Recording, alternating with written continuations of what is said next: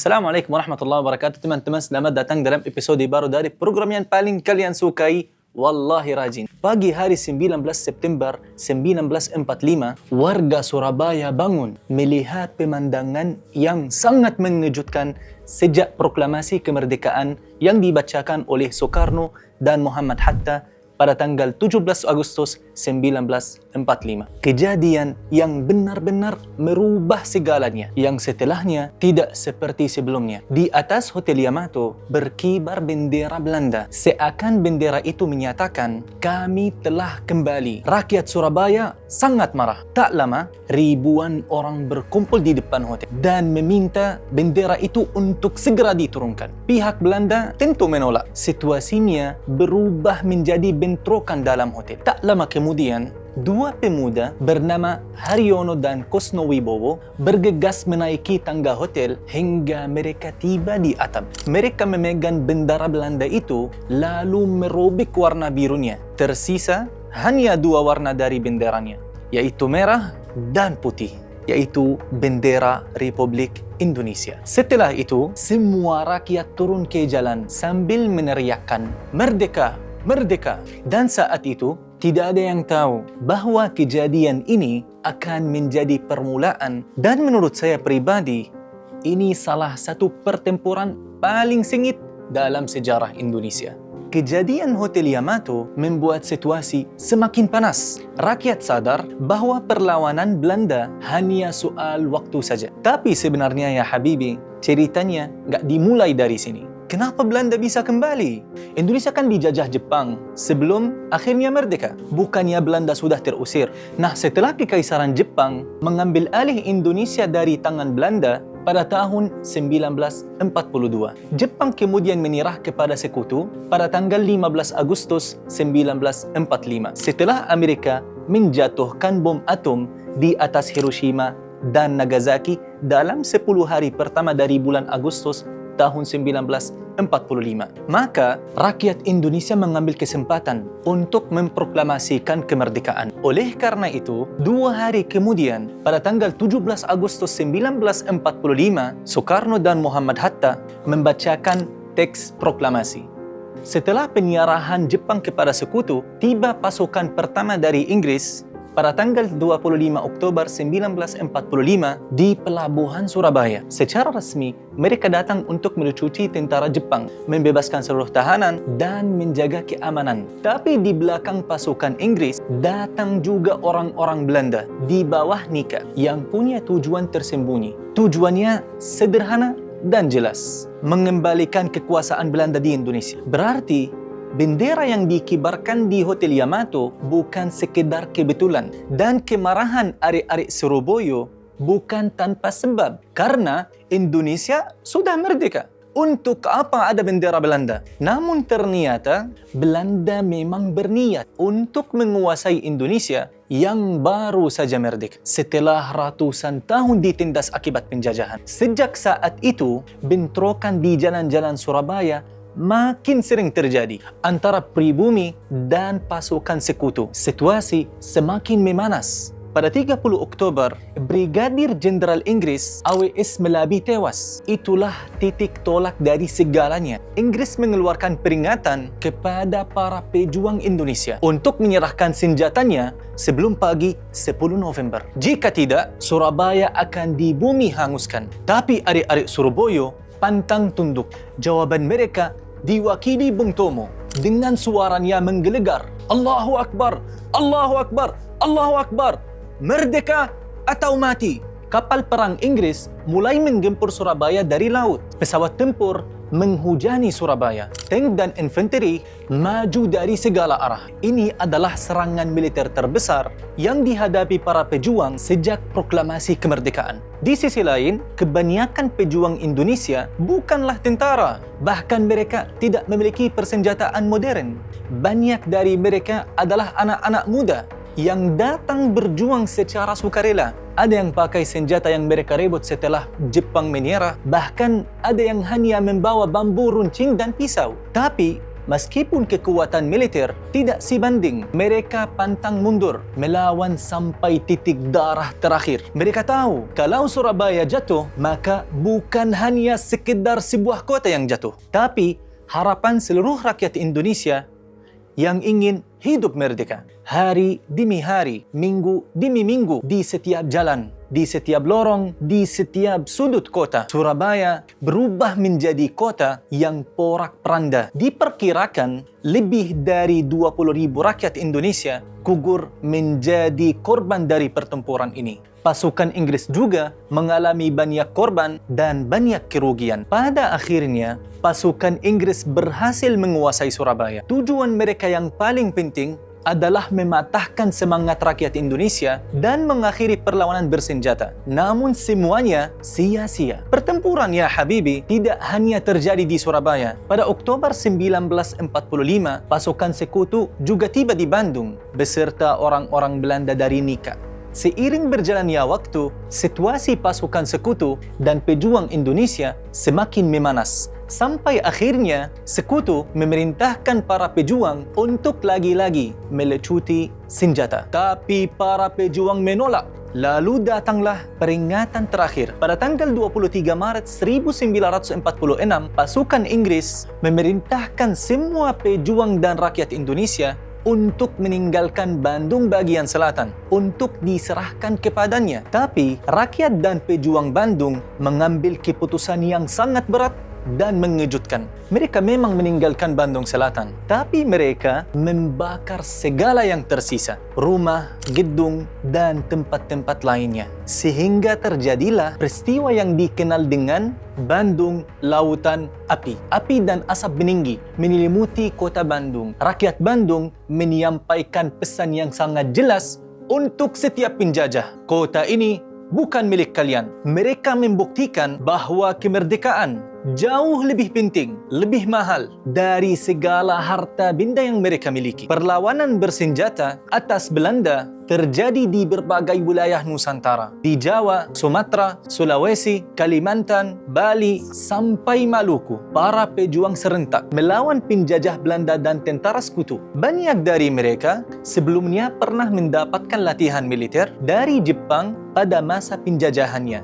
Terutama mereka yang tergabung dalam PETA, Pembela Tanah Air. Jadi, Belanda dan Sekutu tidak lagi sekedar tidak hanya menghadapi perlawanan dari satu kota, tapi di seluruh wilayah Nusantara. Memang, Belanda berhasil menguasai beberapa kota dan wilayah, tetapi mereka tetap tidak berhasil untuk menghentikan dan mematahkan semangat rakyat Indonesia dalam mempertahankan kemerdekaan. Setiap kali mereka memadamkan perlawanan di satu tempat, perlawanan kembali muncul di wilayah lain. Cepat atau lambat, perang ini harus diselesaikan. Setelah berbulan-bulan pertempuran berlangsung, kedua belah pihak akhirnya mulai mencari jalan lewat perundingan. Disinilah lahir perjanjian besar dalam sejarah perang kemerdekaan Indonesia yang dikenal dengan Perjanjian Linggarjati. Dalam perjanjian ini, Belanda untuk pertama kalinya mengakui kedaulatan Republik Indonesia atas Jawa, Sumatera,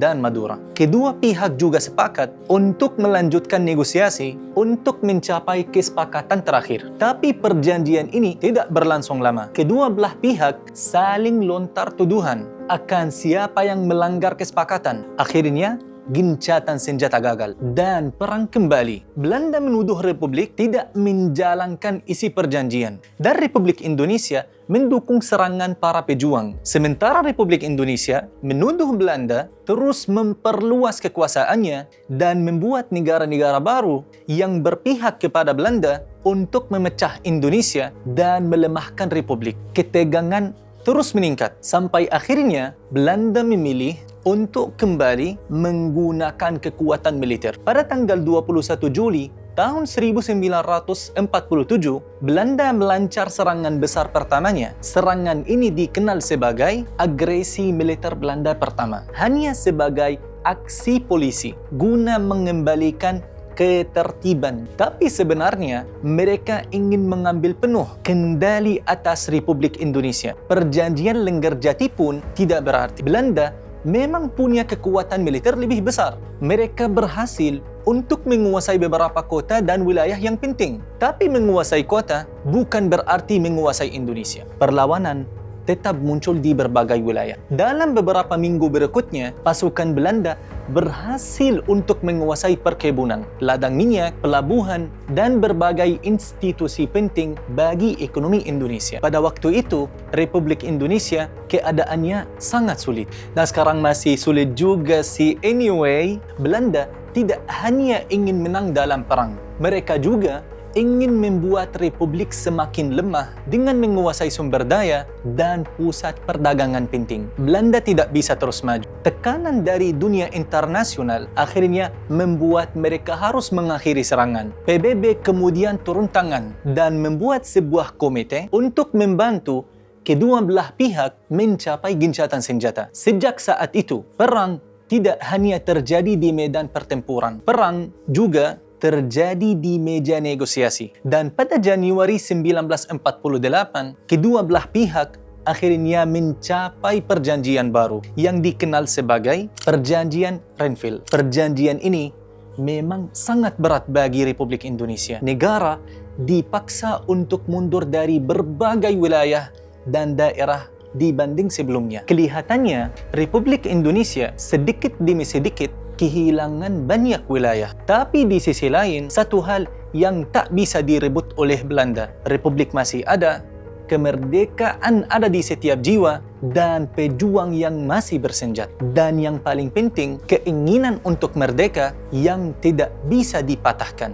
Beberapa bulan kemudian, ketegangan kembali meningkat. Pada pagi 19 Desember 1948, Belanda kembali melancarkan serangan terbesarnya. Pesawat-pesawat tempur menyerang Bandara Yogyakarta disertai Angkatan Darat bergerak maju. Tujuannya jelas, menghancurkan pemerintahan Republik sekali dan untuk selamanya. Pasukan Belanda mulai memasuki ibu kota, kala itu Yogyakarta, dan berhasil menguasainya. Presiden Soekarno, Wakil Presiden Muhammad Hatta, dan beberapa pimpinan penting mereka diasingkan dari ibu kota. Belanda berpikir kalau para pemimpin sudah ditangkap, maka Republik juga akan berakhir. Tapi ternyata sesuatu yang mereka tidak duga. Sebelum Yogyakarta jatuh, para pemimpin Republik sudah menyiapkan rencana cadangan. Sebuah pesan telah dikirim kepada Syafruddin Prawira Negara di Sumatera, tepatnya di Bukit Tinggi, untuk membentuk pemerintahan darurat jika para pemimpin ditangkap. Dan benar saja, ketika Yogyakarta jatuh dan Soekarno juga Hatta menjadi tahanan Belanda, pemerintahan darurat Republik muncul di Sumatera. Di sinilah kita menyaksikan hal yang sangat penting. Soekarno dan Hatta bukan hanya mempertahankan diri mereka atau jabatannya.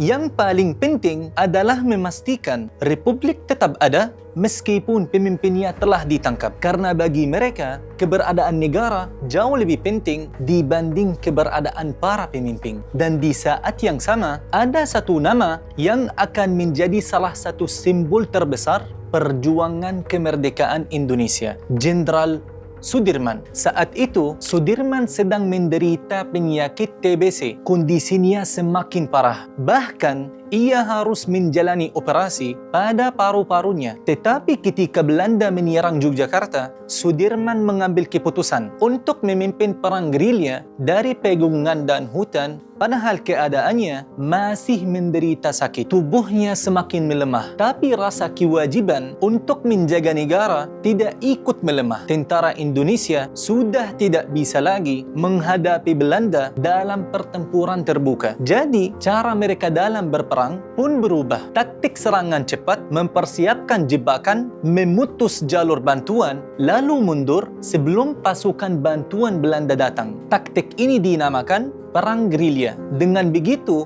Republik sebenarnya berjuang di dua medan sekaligus, di kota dan pusat pemerintahan, serta di pegunungan dan belantara hutan. Belanda mengatakan kepada dunia, Republik Indonesia sudah jatuh. Tapi di medan perang, Republik memberikan jawaban, kemerdekaan belum jatuh. Dan para pejuang tidak akan menyerah. Sementara Belanda menguasai Yogyakarta, tekanan dari dunia internasional semakin besar. PBB kembali turun tangan. Amerika Serikat dan beberapa negara lain juga mulai menekan Belanda untuk mengakhiri pertempuran. Karena sekarang masalah ini bukan lagi hanya soal Belanda dan Indonesia. Masalah ini menjadi masalah internasional. Pada bulan Maret 1949, Republik menyatakan bahwa Indonesia masih hidup dan kemerdekaannya masih di dalam setiap jiwa. Maka terjadilah serangan umum 1 Maret 1949 di Yogyakarta. Pasukan Republik masuk ke kota secara tiba-tiba dan berhasil menguasai beberapa bagian selama beberapa jam sebelum akhirnya mundur. Tujuannya menunjukkan bahwa perlawanan Republik belum mati, bahwa tentara Indonesia masih mampu melancarkan serangan ke wilayah kekuasaan Belanda. Kejadian-kejadian itu membuat riwayat Belanda makin melemah. Kalau Republik benar-benar berakhir, lalu siapa yang menyerang Yogyakarta? Dari mana pasukan itu datang? Dan kenapa perlawanan masih terjadi di berbagai wilayah Indonesia? Pada titik ini, posisi Belanda di meja politik mulai melemah. Negosiasi kembali dimulai. Pada bulan Mei tahun 1949, kedua belah pihak mencapai perjanjian yang terkenal dengan nama Rom-Royen. Perjanjian ini mengembalikan pemerintahan Republik Indonesia dan dimulainya negosiasi untuk mencapai keputusan terakhir. Pada Juni 1949, pasukan Belanda akhirnya meninggalkan Yogyakarta. Soekarno, Hatta, dan para pemimpin Republik pun kembali ke ibu kota. Dimulailah pada Agustus 1949 konferensi meja bundar di Den Haag. Di sana perwakilan Republik Indonesia duduk berhadapan dengan perwakilan Belanda. Bersama mereka ada perwakilan negara-negara federal yang sebelumnya dibentuk dengan bantuan Belanda. Tidak lama negosiasi, akhirnya tercapai sebuah kesepakatan bersejarah. Belanda setuju untuk menyerahkan kedaulatan kepada Republik Indonesia Serikat. Dan pada 27 Desember 1949, penyerahan kedaulatan akhirnya dilakukan secara resmi setelah lebih dari 4 tahun sejak proklamasi kemerdekaan. Alhamdulillah, perang telah berakhir. Tapi pertanyaannya ya Habibi, kenapa kita merayakan kemerdekaan Indonesia setiap tanggal 17 Agustus, sementara Belanda baru secara resmi mengakui kedaulatan Indonesia pada 27 Desember 1949.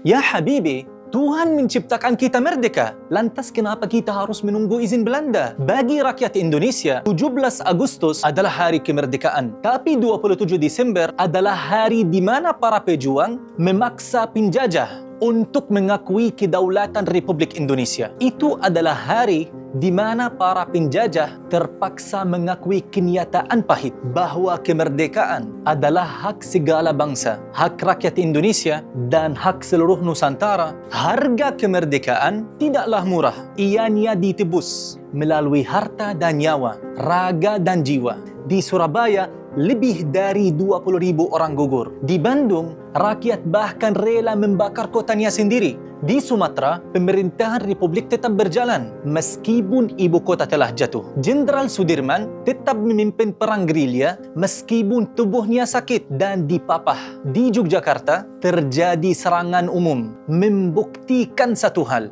kemerdekaan belum mati, Republik belum mati, namun kekuasaan penjajah yang akhirnya akan mati. 4 tahun perang, ribuan pertempuran, ratusan ribu orang gugur, kota porak-poranda, para pejuang keluar masuk gunung dan hutan, rakyat hidup di tengah perang, kelaparan, dan pengungsian. Semua itu karena satu hal, masa depan suatu bangsa harus ditentukan oleh bangsa itu sendiri. Sebagaimana yang dinyatakan oleh Bung Tomo, merdeka atau mati. Dan disinilah perang kemerdekaan Indonesia alhamdulillah berakhir. Dirgahayu Indonesia ke-81 tahun. Semoga Allah Subhanahu wa taala memberkahi negeri ini, membimbing pemimpinnya, menyejahterakan rakyatnya, dan menjaga keamanannya. Amin ya rabbal alamin. Wassalamualaikum warahmatullahi wabarakatuh.